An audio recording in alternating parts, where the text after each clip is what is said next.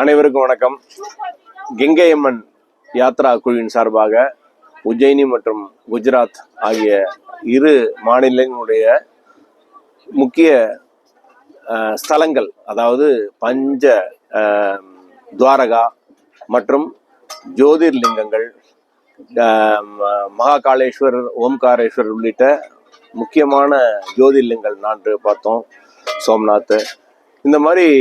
அடுத்தது இதோட முக்கியமா ஒரு சக்தி ஸ்தலம் 2 பார்த்தோம். அதே மாதிரி இதை முடித்துட்டு வரும்போது மிக முக்கியமா நிஷ்கலந்த் மகாதேவ் டெம்பிள், இந்த கடல்ல உள்வாங்கி நம்ம தரிசனம் பண்ணிட்டு திருப்பி வரத்துக்குள்ள இந்த எல்லா இடத்துலையுமே இந்த யாத்ரா குழுவை சேர்ந்தவர்கள் மிக சிறப்பாக உணவு மற்றும் தங்கும் இடம் எந்த ஒரு சிரமமும் இல்லாமல் நம்ம போனால் நம்ம வீட்டில் தங்குற மாதிரி தங்கிட்டு வந்துட்டோம். உணவுலாம் எந்த ஒரு குறையும் இல்லாமல் 10 நாட்களுக்கு மிக சிறப்பாக, வயிற்றுக்கு எந்த ஒரு உபாதையும் இல்லாத நிலையில் அருமையாக இருந்தது. டிராவலில் கூட இன்றைக்கும் நமக்கு சாப்பாடெலாம் கொடுத்துட்டாங்க நீட்டாக அப்பப்போ. அதுவும் எதுவுமே கெட்டு போகாமல் சூப்பராக பேக்டு, கைப்படாமல் பேக் பண்ணியிருக்கிறாங்க. சப்பாத்தியாக இருக்கட்டும், இல்லை ஒரு புளிசாதமாக இருக்கட்டும், ரொம்ப நீட்டாகவே இருக்குது. இதுக்கு வாட்டர் ஃபெசிலிட்டிஸ்லாம் தேவையான அளவு கொடுத்தாங்க. நான் இது 85 வயதுடைய எங்கள் அப்பாவை நான் கூட்டிகிட்டு வந்திருந்தேன்.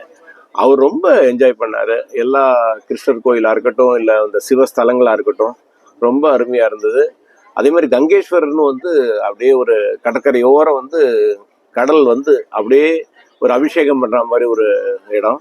அதுவும் இந்த ஆக்சுவலாக அந்த யாத்திராவில் இல்லை, இருந்தாலும் அவங்க ஒரு செல்ஃப் இன்ட்ரெஸ்டில் அவங்க அதை கூட்டிகிட்டு போயிருந்தாங்க. மொத்தத்தில் ஒரு 12 நாள் இருக்கக்கூடிய யாத்திராங்கிறது ஒரு நாள் அப்படி ரொம்ப ஃபாஸ்ட்டாக போயிடுச்சு.